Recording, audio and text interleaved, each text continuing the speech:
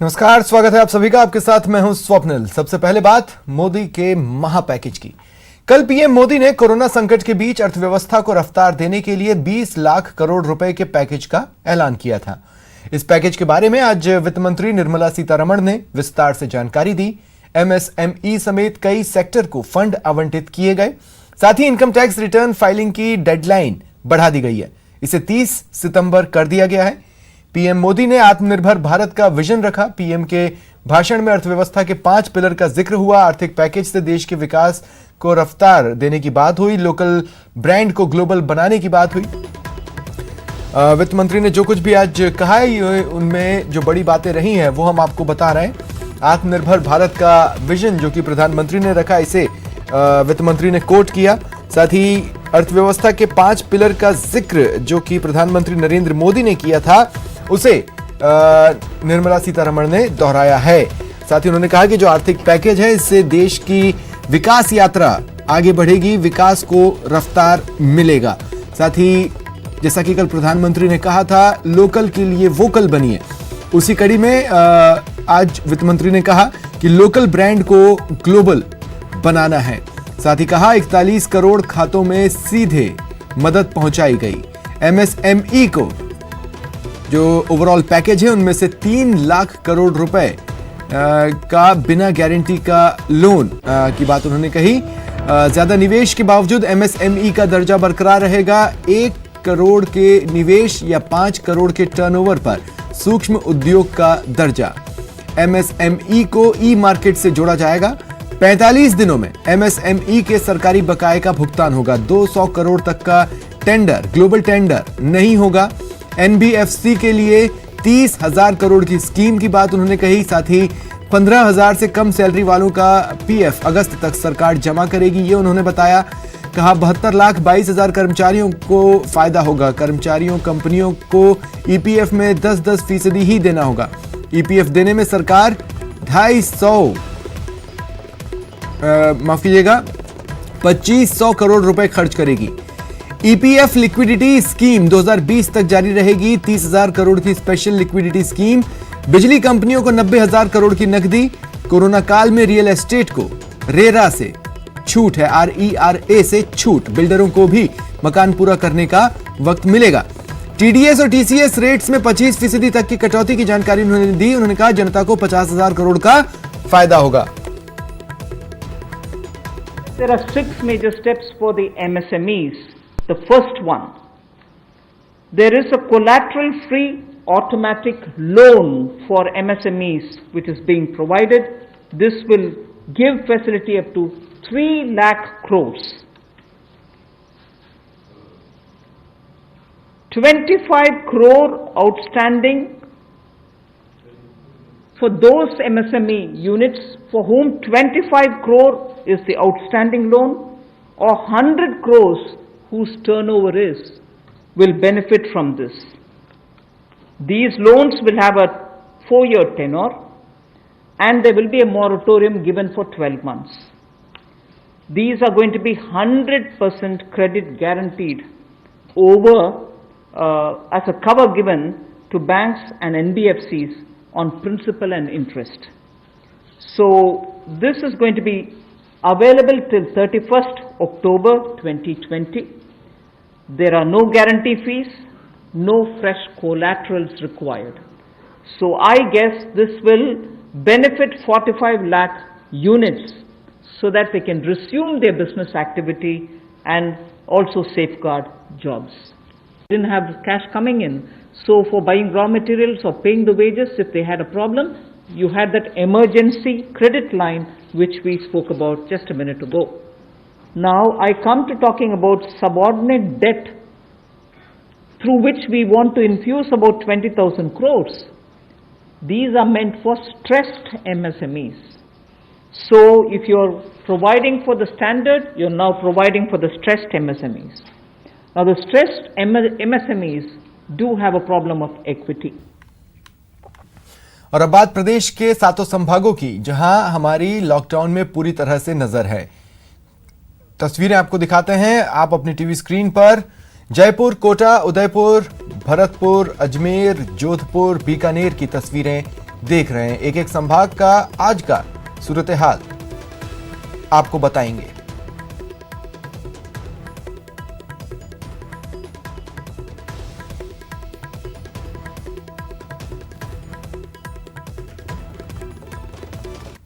Corona के नए मामले सामने आए हैं। राजधानी जयपुर में आज 49 नए कोरोना मरीज सामने आए। इसके साथ ही जयपुर में कोरोना मरीजों की संख्या वो 1330 हो चुकी है। पूरे प्रदेश में बात करें तो कोरोना मरीजों का आंकड़ा वो 4200 को पार कर चुका है। हालांकि प्रशासन और चिकित्सा विभाग की टीमें मुस्तैद है। लगातार स्क्रीनिंग की जा रही है, घर घर से सैंपल लिए जा रहे हैं। कोरोना लॉकडाउन के चलते जो लोग और मजदूर फंसे हुए हैं उनको निकालने की भी जद्दोजहद की जा रही है। आज भी कई श्रमिकों को बसों के जरिए उनके गंतव्य स्थान तक पहुंचाया गया। यूपी, एमपी और बिहार के कई मजदूरों को बसों के जरिए उनके गृह जिलों में भेजा गया। इसके साथ ही दिल्ली अहमदाबाद एक्सप्रेस में जयपुर से भी 219 यात्री अपने घरों की ओर रवाना हुए। वहीं इस बीच मुख्यमंत्री अशोक गहलोत लगातार स्थिति पर नजर बनाए हुए हैं। आज सीएम गहलोत ने सभी जिलों के कलेक्टर के साथ संवाद किया। मुख्यमंत्री ने बैठक के दौरान क्वारंटाइन और पेयजल आपूर्ति को लेकर मंथन किया।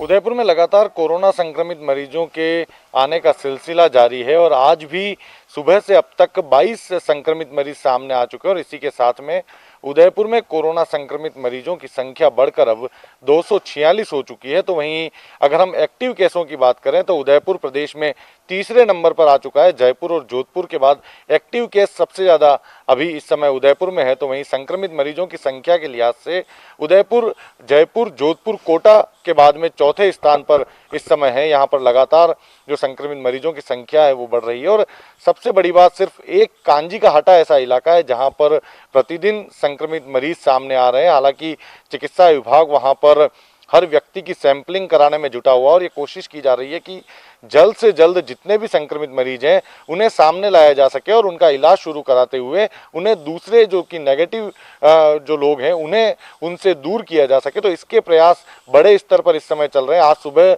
12 मरीज सामने आए जिसके चलते कुछ चिंताएं जरूर बढ़ी क्योंकि इसमें कुछ ऐसे मरीज थे जो कि ऐसे इलाकों से थे जहां पर अब तक संक्रमित मरीज सामने नहीं आए। एक सेक्टर 14 इलाके में महिला सामने आई है जो कि कांजी का हाटा इलाके में होकर आई थी और उसके बाद में उसकी रिपोर्ट पॉजिटिव आई। इसके साथ ही अगर हम बात करें तो सबसे महत्वपूर्ण बात, जावद गांव में 2 लोग पॉजिटिव आए लेकिन वहां पर राहत की बात ये रही कि ये लोग मुंबई से जावद पहुंचे थे और जावद पहुंचने के बाद में इन लोगों को सीधा क्वारंटाइन कर दिया गया था जिसके चलते वहां पर जो लोग हैं उन्हें अब भयभीत होने की जरूरत नहीं। लेकिन चिकित्सा विभाग की एक लापरवाही के चलते जावर माइंस के लोगों में आज खौफ का माहौल रहा क्योंकि चिकित्सा विभाग ने जावद गांव के संक्रमित लोगों को जावर माइंस का बताकर रिपोर्ट को जारी कर दी। उसके बाद में जावर माइंस में हड़कंप मच गया, वहां पर लोगों में भय पैदा हो गया। लेकिन बाद में जब इसकी पुष्टि की गई तो ये सलूम्बर थाना इलाके का जावद गांव निकला और वहां पर देखा गया कि वहां पर 2 लोग आए थे। हालांकि वो उस एरिया को कंटेनमेंट जोन घोषित नहीं किया गया है क्योंकि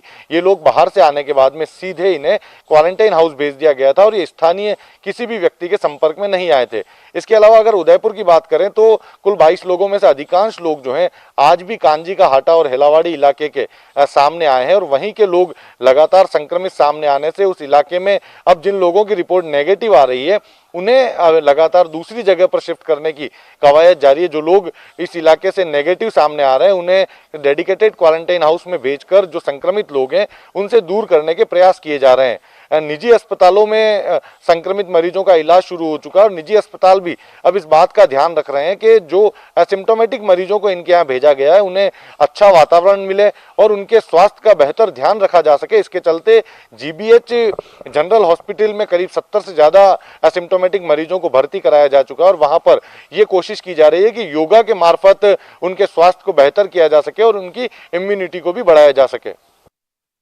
कोटा से आज फिर मैं राहत की खबर के साथ शुरुआत कर रहा हूं क्योंकि आज फिर कोटा से 37 स्वस्थ हुए रोगियों को मेडिकल कॉलेज अस्पताल से छुट्टी दे दी गई है। यानी कोटा में अब तक 170 रोगियों को डिस्चार्ज कर घर भिजवा दिया गया है जिसमें झालावाड़ और कोटा के रोगी शामिल हैं। आज 37 जिन मरीजों को अस्पताल से घर भेजा गया है उसमें कोटा के शहर के साथ साथ सुकेत कस्बे के श्रमिक भी शामिल हैं। तो वहीं जिस तरह से कोटा मेडिकल विभाग की मेहनत जिस तरह से रंग ला रही है उसका असर भी साफ तौर पर दिख रहा है। 75% जो नतीजे हैं वो पॉजिटिव सामने आ रहे हैं। यानी कोटा में जो ठीक होने का आंकड़ा है वो 75% है जो प्रदेश भर में सबसे ज़्यादा है। डॉक्टर्स की मेहनत रंग ला रही है। इसके साथ साथ अगर हम मौत की बात करें तो अब तक 10 मौतें कोटा में हो चुकी है और आज आई जो रिपोर्ट के मुताबिक 3 पॉजिटिव मामले और सामने आए हैं, तो कोटा में पॉजिटिव रोगियों का आंकड़ा 267 पर पहुंच गया है।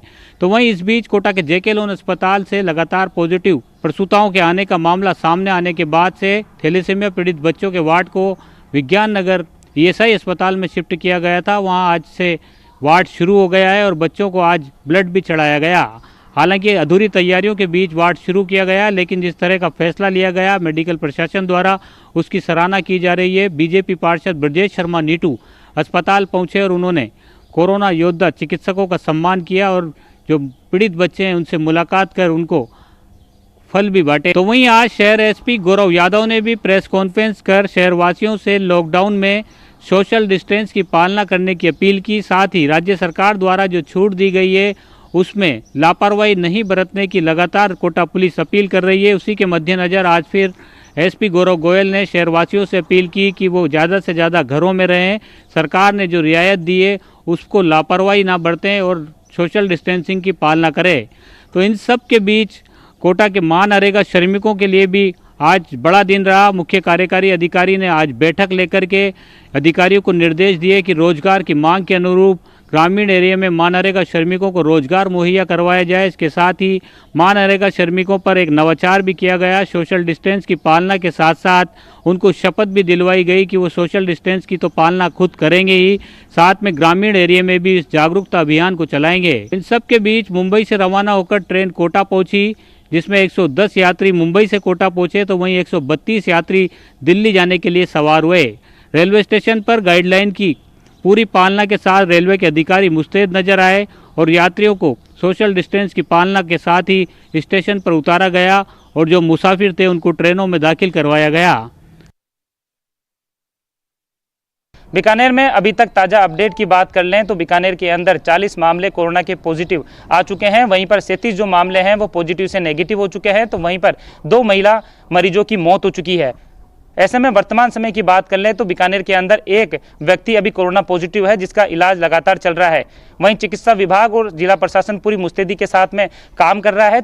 वहीं मुख्यमंत्री अशोक गहलोत ने आज अटल सेवा केंद्र के अंदर जिला अधिकारियों के साथ वीसी की। CMHO doctor BL Meena, SP Pradeep Mohan Sharma सहित आला अधिकारी मौजूद रहे। वीसी के दौरान मुख्यमंत्री अशोक गहलोत ने सभी अधिकारियों के साथ मौजूदा कोरोना स्थिति के बारे में चर्चा की और प्रशासन की ओर से क्या कुछ कार्य किए जा रहे हैं इसके बारे में भी विचार विमर्श किया। वहीं जिला कलेक्टर कुमार पाल गौतम ने मुख्यमंत्री अशोक गहलोत को अवगत कराया कि पूरी तरीके से प्रशासन जुटा हुआ है। खास तौर पर बाहर से जो लोग आ रहे हैं उनकी भी विशेष रूप से निगरानी की जा रही है। वहीं कर्फ्यूग्रस्त इलाकों की अगर बात कर लें तो बीकानेर के अंदर 5 थाना इलाकों में कर्फ्यू लगाया गया था, लेकिन जिला कलेक्टर कुमार पाल गौतम ने सभी कर्फ्यूग्रस्त इलाकों में छूट दे दी है और जगह जगह से कर्फ्यू हटा दिया गया है। कोटगेट थाना इलाके की बात कर लें तो कुछ संदिग्ध जगह होने के कारण वहां पर कर्फ्यू लगाया गया है। तो वहीं पर आज व्यापारियों ने अपने प्रतिष्ठान खोले तो मार्केट के अंदर चहल पहल भी देखने को मिली। वहीं बारिश की बात कर लें तो बीकानेर के सीमावर्ती जो इलाके हैं वहां पर जोरदार बारिश के साथ में तेज हवाओं का दौर चला जिसके कारण काफ़ी नुकसान हुआ। तो वहीं पर कई जगह पेड़ गिरने के कारण यातायात भी बाधित हुआ। इसके साथ ही बारिश के दौरान सबसे बड़ी जो चिंता की लकीरें बढ़ी तो वो किसानों की थी, क्योंकि किसानों की जो फसल थी वो पूरी तरह से खराब होने के कगार पर आ गई। तो वहीं पर कृषि मंडियों की अगर बात कर लें तो कृषि मंडी के अंदर उनका जो अनाज था वो खुले में पड़ा हुआ था, जिसके कारण से तेज बारिश आने के कारण उनका अनाज भीग गया, जिसके कारण अब किसानों की जो चिंता की लकीरें हैं वो भी बढ़ती हुई नजर आ रही है। फिलहाल बीकानेर की अगर बात कर लें तो कोरोना मामले के अंदर अभी तक बीकानेर के अंदर 40 मामले आ चुके हैं। लॉकडाउन 3.0 धीरे धीरे अब अपने अंतिम पड़ाव की ओर जा रहा है। आगामी 17 तारीख को लॉकडाउन 3.0 खत्म हो जाएगा। इसके बाद क्या स्थिति रहेगी वो तो बाद में पता चलेगी। लेकिन फिलहाल बात करें जोधपुर शहर में लगातार कोरोना के मरीजों की संख्या में गिरावट दर्ज की गई है। आज चिकित्सा विभाग की ओर से जारी की गई रिपोर्ट के अनुसार कोरोना के 3 पॉजिटिव मरीज सामने आए हैं। जोधपुर शहर में अब तक 914 मरीज पाए जा चुके हैं, जिनमें से 17 मरीजों की मौत हो चुकी है। यदि बात करें तो जोधपुर शहर में लगातार मरीजों को ठीक किया जा रहा है और जो पॉजिटिव मरीज थे वो नेगेटिव भी बड़ी तेजी से होते नजर आ रहे हैं। अब तक 520 मरीजों को पूरी तरह से स्वास्थ्य लाभ दिया जा चुका है। 507 मरीजों को अस्पतालों से छुट्टी देकर घर भेजा जा चुका है। अब शहर में 377 एक्टिव मरीज आज भी अस्पतालों में भर्ती है और कई ऐसे मरीज हैं जो घर पर ही होम क्वारंटाइन है। शहर में धीरे धीरे स्थितियां सामान्य हो रही है। कर्फ्यूग्रस्त इलाकों के अलावा दूसरे सभी क्षेत्रों में छोटी बड़ी दुकानें खुलने लगी है और लोगों को दिनचर्या जो है सामान्य की ओर गुजर रही है। सुबह 7 बजे से लेकर शाम को 7 बजे तक बाहर जाने की छूट दी जा चुकी है, जिसके चलते लोग अपनी दिनचर्या का काम भी कर रहे हैं।